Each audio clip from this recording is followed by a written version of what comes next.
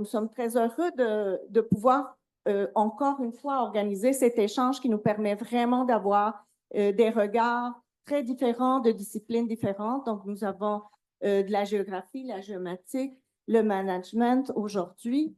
Et pour faciliter l'échange, donc, nous allons faire vraiment des présentations éclairs, des petits 10 minutes qui nous permettent d'amorcer. C'est pas des on ne pourra pas avoir une présentation complète de la profondeur de vos recherches. Donc, c'est un gros effort de synthèse et de communication qu'on vous demande pour vraiment nous amener à faciliter, favoriser les échanges ce matin. Donc, je fais juste un petit rappel sur le cadre. Nous avons déjà bien compris comment on peut travailler avec les ODD pour les intégrer dans nos recherches, pour faire en sorte de mettre en lumière les contributions aussi de nos recherches aux différents ODD. Je rappelle simplement donc les 17 objectifs de développement durable adoptés par tous les pays membres des Nations unies constituent aujourd'hui un cadre structurant permettant de guider les politiques et les actions pour qu'elles contribuent à construire une société plus durable, plus inclusive et plus juste. Ils offrent également un langage commun pour travailler dans l'interdisciplinarité et l'intersectorialité. Cette session vise d'une part à mettre en lumière la façon dont la recherche universitaire contribue à faire avancer les objectifs de développement durable, en utilisant l'expertise et les connaissances des universitaires et des scientifiques, mais aussi en mobilisant et en collaborant avec la société civile, publique et privée.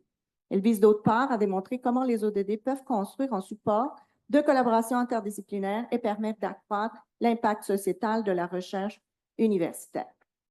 Donc, mon nom, c'est Liliana Diaz, je suis coordonnatrice scientifique à l'Institut EDS, puis j'ai le plaisir de présenter ce matin donc nos 4 présentateurs. Nous avons Parvaldi Dasachetti, j'espère que je m'approxime, est candidate au doctorat en sciences forestières de la Faculté de foresterie, géographie et géométrie de l'Université Laval. Elle détient une maîtrise en sciences forestières de l'Université Laval et un master en biodiversité, écologie et évolution de l'Université de Bordeaux. Biologiste de formation, elle intègre la sphère sociale dans son parcours doctoral afin de mieux comprendre les relations entre les perceptions et les représentations de la biodiversité sur l'état de la biodiversité dans les forêts privées du sud du Québec. Alors, la parole est.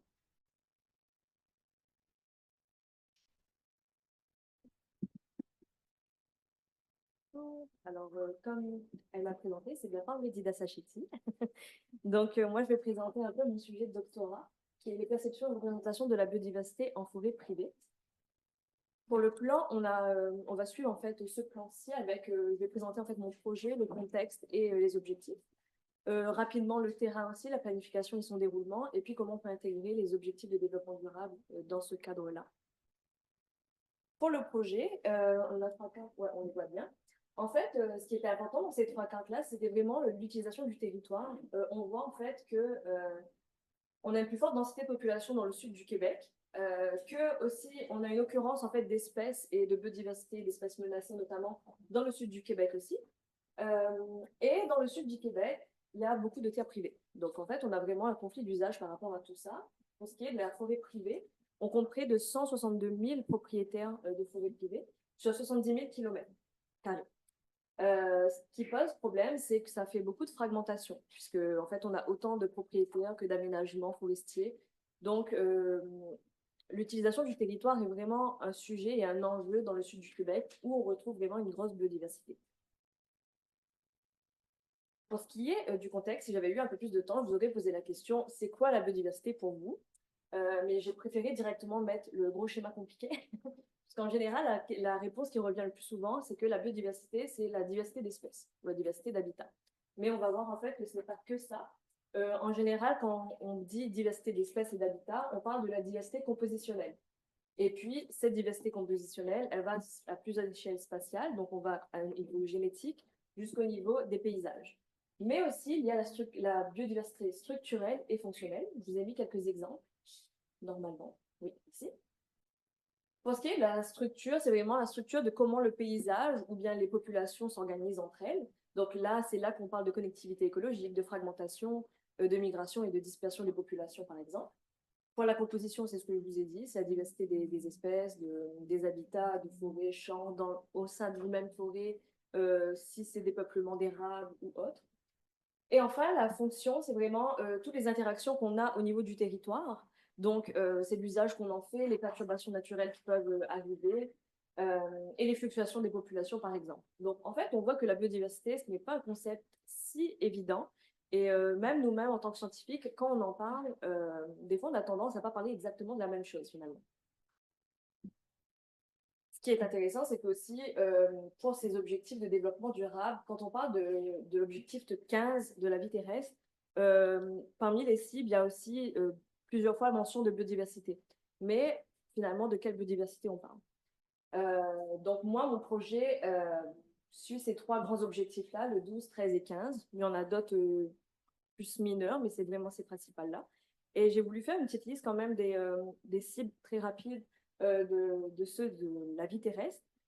On a préservé les écosystèmes forestiers, gestion durable des forêts, biodiversité et espèces menacées, braconnage et trafic d'espèces, espèces exotiques envahissantes, intégration de la biodiversité dans les politiques et mobiliser des ressources pour la préserver, des ressources financières.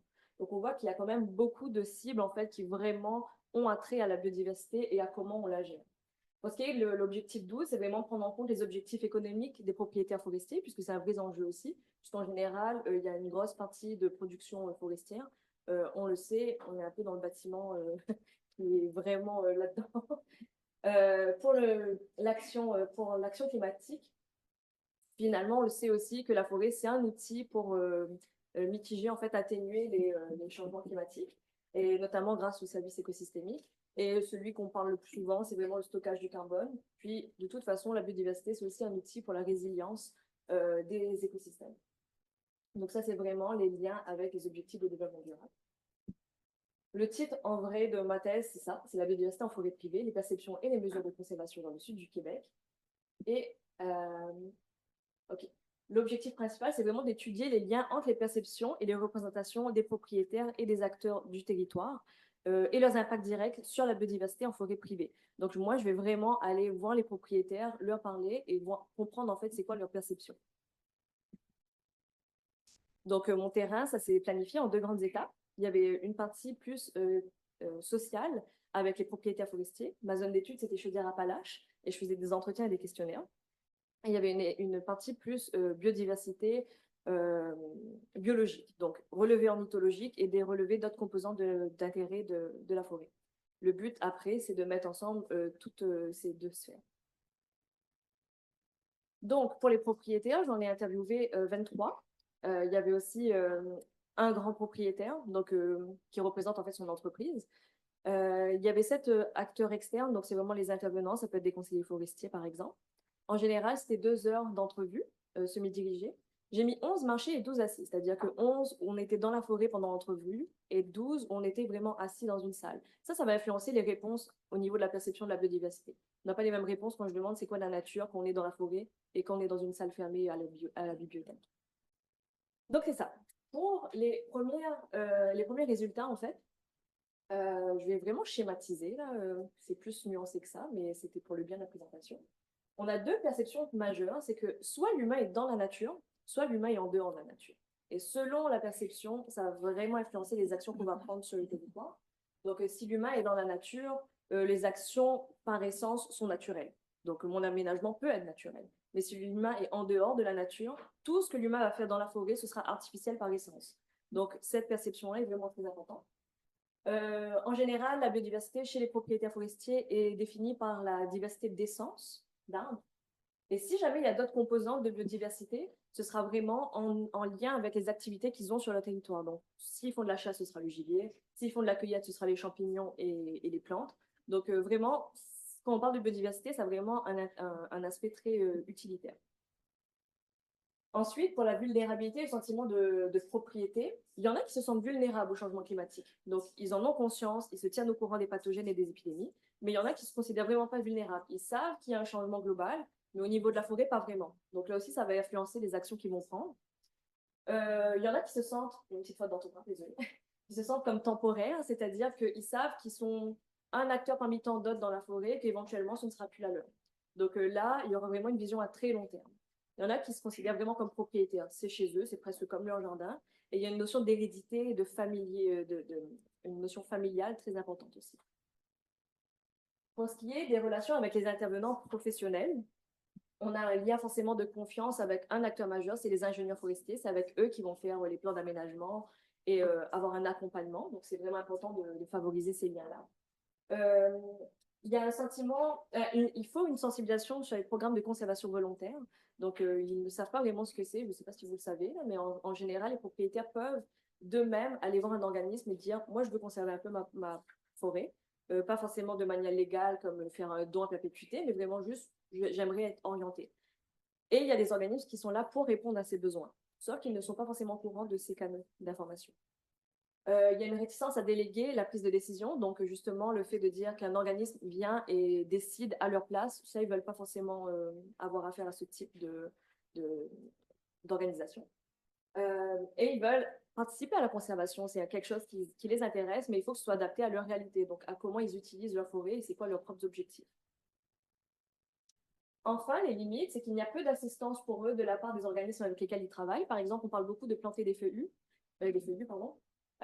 Mais c'est très compliqué de planter des feuillus. Ça demande beaucoup de temps, beaucoup d'argent, beaucoup d'investissement. Et en général, il n'y a pas forcément d'accompagnement ni de suivi. Et il y a deux perceptions aussi, c'est que l'action doit venir du gouvernement, donc vraiment top down, pardon. Et là, c'est vraiment, il faut que c'est pas moi qui gère en fait la chose, c'est vraiment les instances internationales et gouvernementales qui vont vraiment avoir un impact. Ou bien, plus bottom-up, où c'est vraiment l'action qui doit venir des individus. Donc, nous, à notre échelle très locale, on peut changer les choses. Donc, on voit qu'il y a vraiment une grande variété de façons de voir les choses. Et si on revient un peu avec les objectifs de développement durable, on comprend en fait que le rôle des propriétaires là-dedans, c'est vraiment central. Il faut comprendre les propriétaires et leurs objectifs. Il faut intégrer leur savoir là-dedans et comprendre les dynamiques dans le système, comment ça s'inscrit. Et pour l'intégrer, en fait, il faut sensibiliser, mais pas uniquement les propriétaires. Il faut les comprendre, oui, mais il faut aussi sensibiliser les scientifiques et les acteurs à la réalité des usagers du territoire.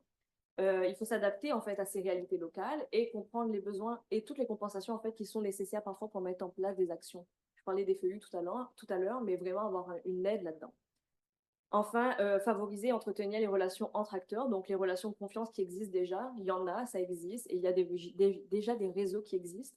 Donc, il faut vraiment favoriser cela au lieu d'en créer d'autres et un peu noyer toute l'information. Donc, c'est fini pour moi.